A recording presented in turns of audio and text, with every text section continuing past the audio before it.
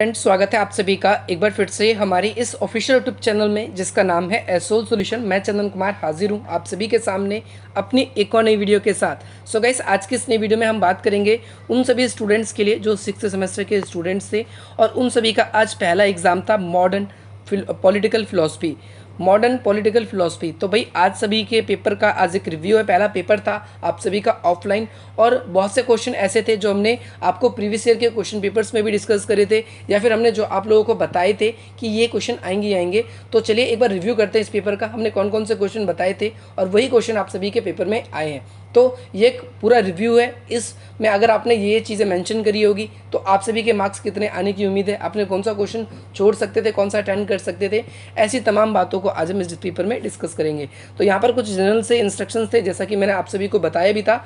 और यहाँ पर आप सभी को ध्यान रखना है कि जैसे रेगुलर कॉलेज का पेपर आता ठीक उसी तरीके का आपका पेपर आया था।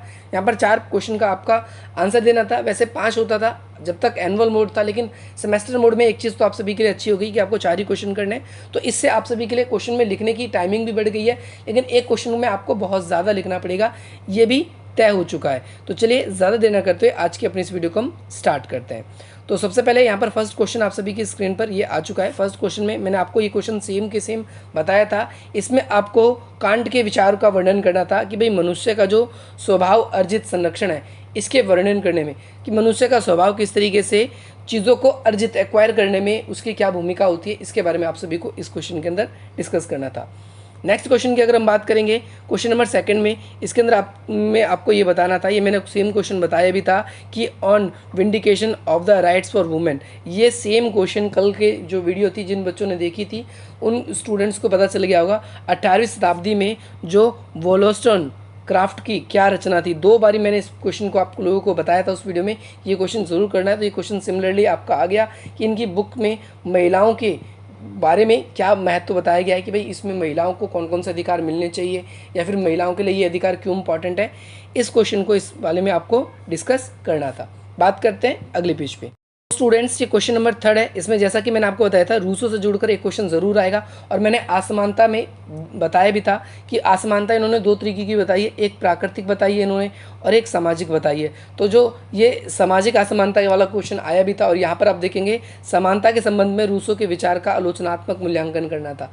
आलोचनात्मक का मतलब आपको उसकी थोड़ी बहुत बुराइयाँ भी बतानी थी कि समानता के बारे में इन्होंने क्या बात कही, इनकी थोड़ी बहुत बुराई करनी थी। अगला है अर्नेस्ट बर्कर ने J.S. मिल की जो खोखली स्वतंत्रता की परिभाषा या स्वतंत्रता के बारे में J.S. मिल ने खोखली बात कही है, इसके बारे में कहाँ तक आप सहमत हो, इस चीज़ को आपको इस वाले क्वेश्चन के अंदर डिस्कस करना था। नेक्स्ट क्वेश्चन के अंदर हम बात करेंगे। देखो क्वेश्चन इसी तरीके से आते हैं। देखो ये सेम क्वेश्चन मैंने आपको कल वीडियो में बताया था। सेम क्वेश्चन आप अगर आपने ये वीडियो नहीं देखी है तो आप आई बटन पे क्लिक करके देख सकते हैं। उसमें बहुत सारे बच्चों ने मेरे को बहुत प्रेम भी दिया, बहुत प्यार भी दिया और जो क्वेश्चन मैंने बताए थे कि भाई अभी भी समाज में अगर हम देखें तो इतिहास में सामाजिक जो संघर्ष है वो बहुत ज़्यादा और मार्क्स के ऐतिहासिक भौतिकवाद का सिद्धांत आपको बताना है। तो मैंने बताया था कार्ल मार्क्स का या तो भौतिकवाद का सिद्धांत आएगा या फिर अलगाववाद का सिद्धांत आएगा, द्वंद्वात्मक का सिद्धांत आएगा। मैंने आपको कुछ सिद्धांत बताए थे या सरप्लस वैल्यू का थ्योरी आएगी। मैंने आपको कुछ ऐसे क्वेश्चन बताए थे जो आपको ज़रूर करके जाने थे। होपफुली आप सभी ने किए होंगे और अगली वीडियो जैसी आप सभी के लिए आएगी वो भी इंपॉर्टेंट क्वेश्चन की होगी और जो जो चीज़ें मैं आपको बताऊंगा वो आपके पेपर में ज़रूर आएगी। नेक्स्ट क्वेश्चन में आपसे पूछा गया है हेगल के राज्य के ऊपर आपको विचार देने थे कि भाई हेगल जी ने राज्य के ऊपर क्या विचार दिए हैं। नेक्स्ट क्वेश्चन की हम बात करते हैं क्वेश्चन नंबर 7 की। स्टूडेंट्स नाउ यहाँ पर देखेंगे आप ये किस हद तक कह सकते हैं कि अनुच्छिक लोकतांत्रिकवादी किसके बारे में कि मिल एक जो J.S. मिल थे वो एक अनुच्छिक लोकतांत्रिकवादी थे, यानी ऐसी विचारधारा थी मिल की जो कि उनकी इच्छाओं में हमें किसका लोकतंत्र का मूल्य हमें दिखाई पड़ता है। यानी लोकतंत्र पे इनके विचार बताने थे। आप सभी को ध्यान रखना है। शॉर्ट नोट वाले क्वेश्चन में आप सभी को क्या करना था यहाँ पर हम बात करेंगे। तो यहाँ पर आप सभी के लिए पूंजीवादी और समाजवादी समाज में क्या दोनों की भूमिका होती है, दोनों में क्या डिफरेंस होता है, यहाँ पर आप सभी को बताना था। और मार्क्स के प्रोस्पेक्टिव में, यानी आपको पूंजीवादी की आलोचना ही करनी थी इस वाले क्वेश्चन में। सामाजिक अनुबंध पर रूसो के विचार, तो कल वाले क्वेश्चन में एक क्वेश्चन यहाँ भी फंसा। तो अब तक 3 क्वेश्चन मेरे बताए हुए पूरी तरीके से 3 से 4 क्वेश्चन आ चुके हैं, ये भी मैंने आपको बताया ही था। इस तरीके से क्वेश्चन आपका आ सकता है। उपयोगितावाद पे मिल के विचार, ये भी आप लोगों को कल बताया था, और नैतिकतावाद पर ये क्वेश्चन आपको मैंने नहीं बताया। तो अब तक टोटल 8 क्वेश्चन थे। इस 8 क्वेश्चन में से आपको 4 क्वेश्चन करने होते। 3 क्वेश्चन मैंने कल जो बताए थे, सेम 3 क्वेश्चन आप सभी के एग्जाम में आए।